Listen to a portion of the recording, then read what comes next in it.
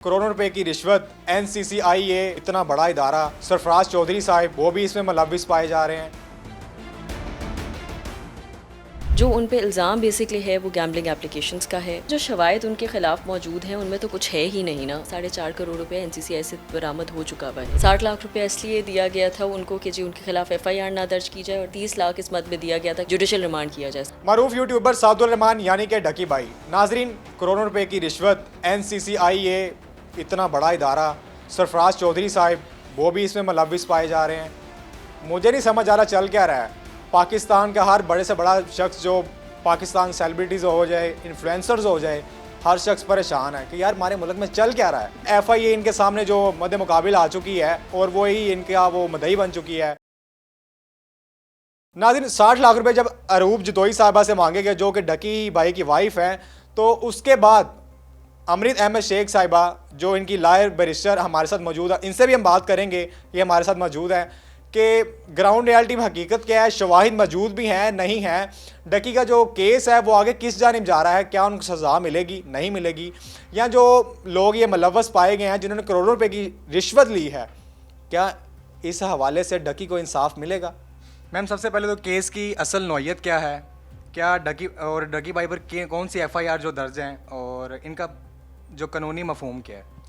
देखिए, जो अभी केस ऑनेस्टली सामने आया हुआ है, अभी हम लोगों ने बहुत दफ़ा इसको बेल में भी आर्ग्यू कर लिया और हमने देख भी लिया है कि सेक्शन 13, 14 और 25, 26 ऑफ पीका और मोस्ट इम्पॉर्टेंटली 420 और 294 PPC के सामने आए हैं। जो उन पे इल्ज़ाम बेसिकली है वो गैम्बलिंग एप्लीकेशंस का है और गैम्बलिंग एप्लीकेशंस को प्रमोट करने का है। लेकिन ऑब्वियसली प्रोसिक्यूशन ने बियॉन्ड रीजनेबल डाउट जाके ये साबित करना है कि क्या वाकई ही कोई गैम्बलिंग ऐप्स थी जिनकी प्रमोशन हुई है या नहीं हुई, जिनको वो अभी साबित करने से कासिर है क्योंकि उनके अपने ही अरकान इस वक्त बिहाइंड द बार्स हैं।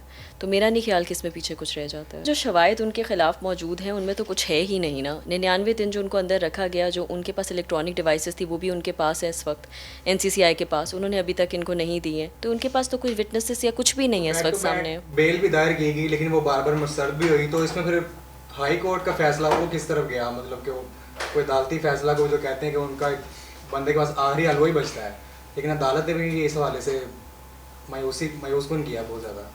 हाई कोर्ट से उनको बेल ग्रांट हो गई है तो मायूसी कैसी है। नहीं, उससे पहले 2 दफ़ा बेल दायर की तो गई। उसके रीज़न्स ये थे कि उसका रीज़न ये था कि जो आईओ था NCCI के, तब तक उनके खिलाफ मुद्दई वो नहीं, तब तक वो ऑब्वियसली ये केस दर्ज नहीं हुआ हुआ था FIA की तरफ से, जिसकी बेसिस के ऊपर वो बिहाइंड द बार्स नहीं थे और तब तक आईओ को मज़ीद टाइम चाहिए था उनके खिलाफ इन्वेस्टिगेट करने के लिए और मज़ीद शवायद सामने लाने के लिए। लेकिन वो टाइम उन्होंने अपना पूरा लिया, उन्होंने 99 दिन उनको अंदर रखा है, तब भी वो उनके लिए कुछ, उनके अगेंस्ट कुछ भी नहीं ला सके सामने। देखिए, जब हम इसमें बात करते हैं, इन्फ्लुएंसर्स की बात करते हैं या जब हम बाकी लोगों की बात करते हैं, हमें ये बात समझने की ज़रूरत है कि ज़ाहिर सी बात है कोई पब्लिक फिगर है, उनकी एक इमेज है, उनका एक पर्सनालिटी है, उनका एक पर्सोना है और लोग उसको परसीव भी करते हैं, अच्छे में भी बुरे में भी। हर वो बंदे का वो एक सब्जेक्टिव चीज़ होती है।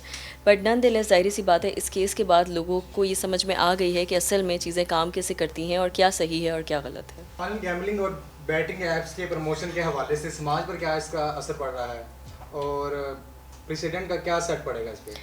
देखिए, समाज के ऊपर जहाँ तक बात रहती है या सोसाइटी की आप ओवरऑल बात करते हैं, तो मेरा ये ख्याल है कि हमें ये बात समझना बहुत ज़रूरी है कि ज़ाहिर सी बात है कोर्ट का जो डिसीजन है उससे ही साबित हो रहा है कि किस बेसिस के ऊपर चीज़ें सामने आ रही हैं।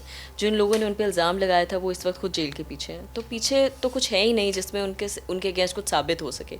जहाँ तक गैम्बलिंग ऐप्स की बात रहती है तो देखिए, उन पर पाबंदी लगानी चाहिए थी और उन पर पाबंदी लगाना सरकार की जिम्मेदारी थी। तो पाबंदी तब नहीं लगानी थी जब वो PSL के मैचेस में प्रमोट हो रही थी। पाबंदी तब नहीं लगी जब उसको बेसिकली पेशावर हाई कोर्ट से भी जजमेंट पास हो गई।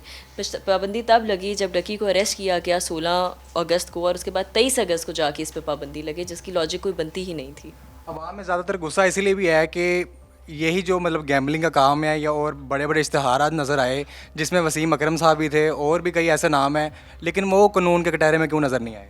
बात सिर्फ इसमें इतनी होती है कि जब आप इस तरह की चीज़ों के ऊपर बात करते हैं तो सबसे इम्पॉर्टेंट बात समझना ये होती है कि ज़ाहिर सी बात है FIR जब दर्ज होती है तो वो एक इदारा दर्ज करता है।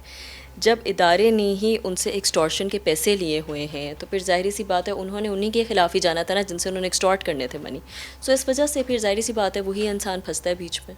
जैसा कि अभी डकी भाई की रिसेंट वीडियो भी आई है जिसमें उन्होंने सरफराज चौधरी साहब पर अच्छे खासे इल्ज़ाम लगाए हैं और करोड़ों रुपए की करप्शन है, और इस हवाले से आगे और ऊपर से फिजिकल जो वर्बल उनका मिसयूज़ किया गया था, उनके थप्पड़ शप्पड़ मारे गए काफ़ी, उनके साथ बच्चे के सामने दिखाया कि जी ये देखें आपका आइडियल है, उसको हमने ये उनके साथ मतलब सलूक कर रहे हैं। तो कानूनी तौर पर इन दावों का क्या मतलब है?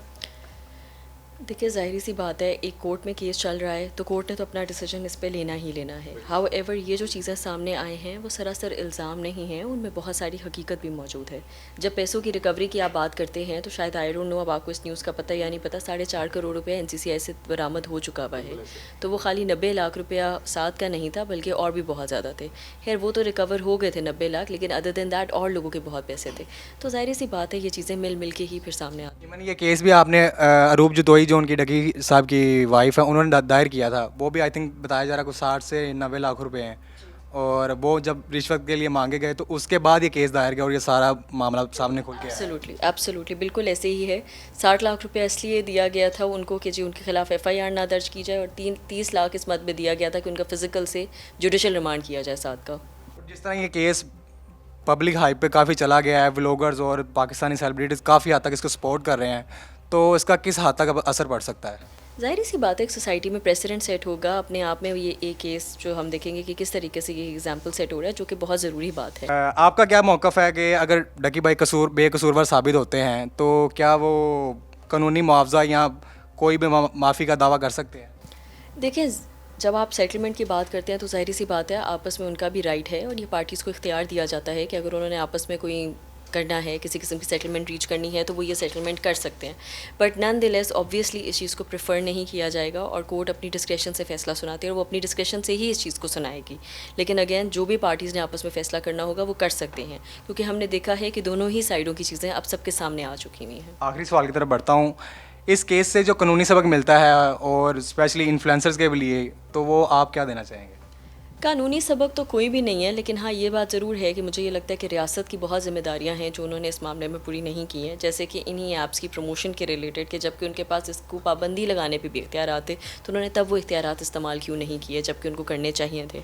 एक आम बंदे को तो इस बात का पता ही नहीं है कि इसमें गलत किया और सही किया है। ये वो मुल्क है जहाँ पर ट्विटर जब बैन होता है तो उसको डाउनलोड करके यूज़ करने के लिए VPN की ज़रूरत पड़ती है, और इस तरह की ऐप्स के लिए ज़रूरत नहीं थी। तो आई थिंक इसमें रियासत की बहुत ज़्यादा ज़िम्मेदारी आती थी। अगेन लोगों को भी इस चीज़ के अंदर एक प्रेसिडेंट साबित हुआ, उनको भी पता चला है कि क्या सही है क्या गलत है, जिसको ऑब्वियसली देख के ही आगे इक़दाम होने चाहिए। नाज़रीन, आपने अमृत अहमद शेख साहबा की भी गुफ्तगू सुनी, और उनकी बात से तो यही लग रहा है कि ये केस बज़ाहिर तो कुछ भी नहीं था, लेकिन हकीकत अभी तक क्या है वो वक्त के साथ साथ पता चलती रहेगी। आप भी अपनी राय का इजहार ज़रूर कमेंट में कीजिएगा, हम आपके सवाल का जवाब भी देंगे। इसी के साथ मुझे यानी कि साकिब रबानी को इजाज़त दीजिएगा। अल्लाह ने के बाद।